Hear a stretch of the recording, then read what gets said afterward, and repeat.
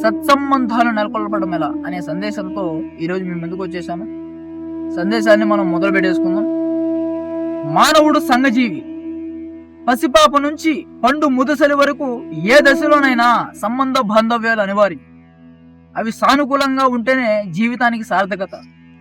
అందుకే ఆ నైపుణ్యం కుటుంబం నుంచి మొగ్గతొడగాలి. అయితే సాధారణ స్థాయిలో మానవ సంబంధాలన్నీ స్వార్థపూరితాలే. దాదాపు మానవీయతకు తాబే ఉండదన్నది సుపరిచితం. విలువలు లోపించిన మానవ సంబంధాలన్నీ మూన్నాళ్ల ముచ్చటగానే మిగిలిపోతాయి. కనుకనే చాలా మందికి కొందరితో సంబంధాలు దుర్భరంగాను తమ శక్తిని పీల్చివేస్తున్నట్లు తోస్తాయి.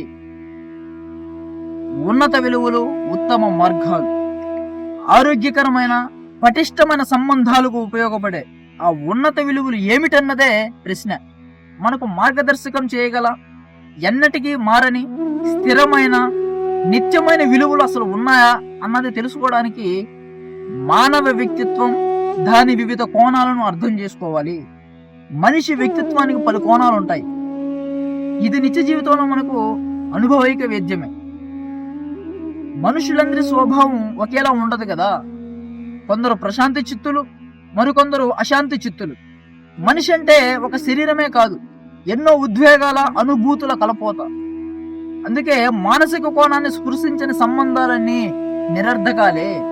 ఈ భౌతిక మానసిక సంబంధాలను మించినది, దివ్యమైనది ఆత్మ సంబంధం. మానవుడు నిజానికి దివ్య స్వరూపుడని వేదవాక్కు. ఆ భావనతో సంబంధ బాంధవ్యాలను కొనసాగిస్తే దుఃఖానికి, ఆశ, నిరాశలకు అతీతమైన ఆనందాన్ని పొందగలం. అనుబంధాలు అవసరాలు. మనిషి ఉనికి ఎన్నో సామాజిక, ఆర్థిక సహాయ సహకారాలపై ఆధారపడి ఉంటుంది. అంతేకాక ఇతరులను ప్రేమించాలి, వారితో సంబంధం కలిగి ఉండాలనే ఆకాంక్ష ప్రతి హృదయంలోనూ వేళ్ళునుకొని ఉంటుంది. మనిషికి తినడానికి తిండి ఉన్నంత మాత్రాన సరిపోదు కదా, మరెన్నో అవసరాలు ఉంటాయి. అన్నిటికీ మించి ప్రేమించడం, ప్రేమను పొందడం, అది తల్లి ప్రేమ నుంచి బిడ్డల ఆదరణ వరకు ప్రతి మానవ సంబంధం వెనుక ఉన్న ఉద్దేశం ఆనంద ప్రాప్తి. ఆ లక్ష్యంతో ఇతరులతో కలకాలం నిలిచే చక్కటి సంబంధం కలిగి ఉండాలంటే అవతల వ్యక్తి కూడా ఒక మనిషి అని గుర్తు పెట్టుకోవాలి. మనం ఏర్పరచుకునే బాంధవ్యాల వెనుక ఉండే ఉద్దేశాన్ని ఎప్పటికప్పుడు సమీక్షించుకుంటూ ఉండాలి. పూర్తిగా స్వార్థపూరితమైతే ఆ సంబంధం ఎక్కువ కాలం నిలవదు సరికదా, వేదనాభరితం, దుఃఖపూరితం అవుతుంది. నిజానికి స్వార్థ సంబంధం ఒక సంబంధమే కాదు, అవతల వ్యక్తిని తన స్వప్రయోజనానికి వాడుకునే వ్యాపారం అది. ఉదాహరణకు భార్యాభర్తల మధ్య పరస్పర గౌరవం, త్యాగబుద్ధి లేకపోతే ఆ బాంధవ్యంలో సుఖం ఉండదు, అది బెడిసి కొడుతుంది. అలా ఉద్రిక్త భరితమైన జీవితాలు గడుపుతున్న దంపతుల మధ్య నిజమైన ప్రేమ ఉండదు. ఇద్దరు వారి వారి స్వార్థాన్నే కోరుకుంటారు. స్వార్థం భౌతిక సుఖం, మానసిక దోపిడి మాత్రమే కాదు, తన అహంకారాన్ని పెంచి పోషించుకునే ప్రయత్నం కూడా.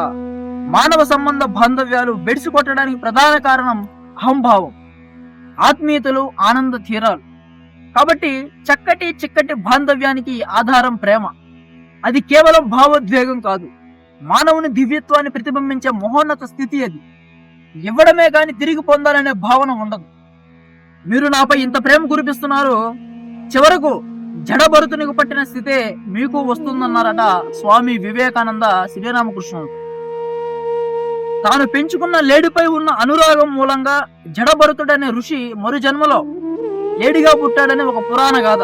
శ్రీరామకృష్ణుడు చిరునవ్వుతో, నేను నీలో నారాయణుని చూస్తున్నాను కాబట్టి నీపై నాకింత ప్రేమ అన్నారు. బాంధవ్యాన్ని చిరస్థాయిగా నిలబెట్టగలిగేది ఈ విధమైన ప్రేమ మాత్రమే. వ్యాకోచమే జీవనం, సంకోచమే మరణం అన్నారు స్వామి వివేకానంద.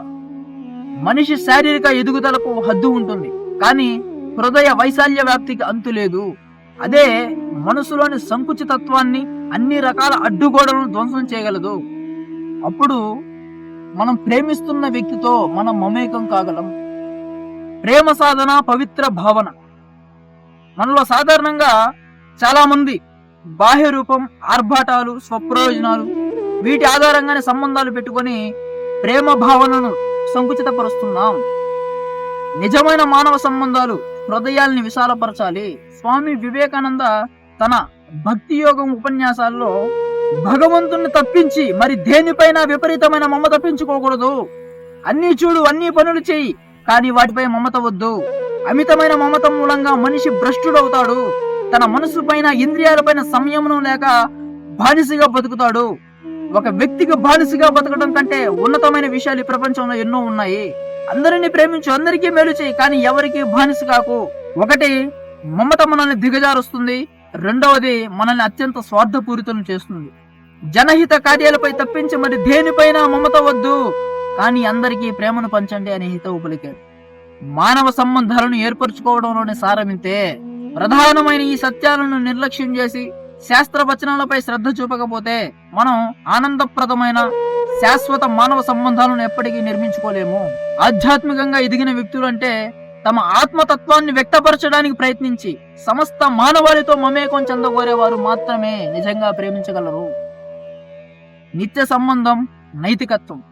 మనలోను ఇతరులలోను అంతర్గతంగా ఉన్న దివ్యత్వాన్ని వికసింపజేయడమే ప్రతి ఉత్తమ సంబంధానికి లక్ష్యం కావాలి. ఒక సంబంధం కలకాలం నిలవాలంటే నైతిక జీవనం అత్యంత ఆవశ్యకం. మరొక విధంగా చెప్పాలంటే నిస్వార్థ ప్రేమ అనే ఇరుసు చుట్టూ మానవ సంబంధాలు పరిభ్రమించాలి. భౌతికంగా మనం వేర్వేరు వ్యక్తులమైనా మన అందరిలో ఉన్న ఆత్మ ఒకటే కనుక మనమందరం ఒకటే. మన మధ్య కనబడుతున్న భేదాన్ని పూడ్చుకొని మనో నైర్మల్యంతో మానవ సంబంధాలు పెంచుకోవాలి. ఇలాంటి సంబంధాలు నెలకొల్పడానికి మనం బాధ్యతాయుతంగా నడుచుకోవాలి. సంకుచిత స్వభావాన్ని విశాలం చేసుకొని మన సంబంధాన్ని దివ్యంగా మార్చాలి. మన సంబంధం లేదా బాంధవ్యం పెట్టుకున్న వ్యక్తిని మన ఇష్ట దైవంగా చూడాలి. అప్పుడు జీవితం అంతా ఒక ఆరాధన కాగలదు. ఆరాధన అంటే మనలో ఉన్న దివ్యత్వాన్ని ప్రకటింపజేయడం. అవతల వ్యక్తిని మన ఇష్ట దేవతగా చూసినప్పుడు మన జీవితం కూడా దివ్యం కాగలదు. సంబంధంలో ఒక మహోన్నత ఆదర్శాన్ని ఆచరించే ప్రయత్నం చేయకపోతే వ్యామోహం అనే ఊబిలో పడి అంతులేని జనన మరణాల వలయంలో చిక్కుకునే ప్రమాదం ఉంది.